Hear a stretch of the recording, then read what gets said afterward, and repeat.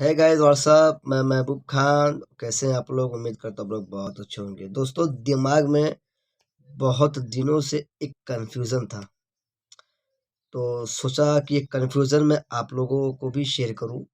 क्या आप लोग भी कन्फ्यूज़न है? आपको पता है कि नहीं पता है?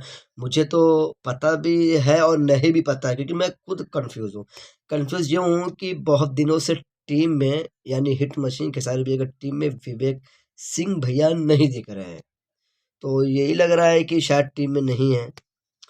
पूछने पर भी पता चल रहा है कि नहीं है।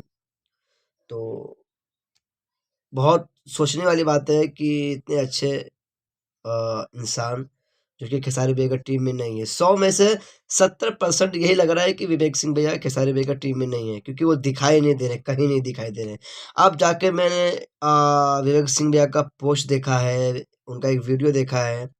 वो कल्लू जी के साथ ज़्यादा दिखाई दे रहे हैं। जी हाँ दोस्तों, आपने सही सुना। कल्लू के जी के साथ विवेक सिंह भैया ज़्यादा दिखाई दे रहे हैं। ऐसा लग रहा है कि वो कल्लू जी के टीम में शामिल हो चुके हैं।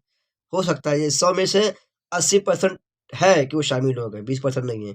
और 100 में से 70% ये है कि वो टीम में नहीं है। खेसारी भैया के टीम में नहीं है।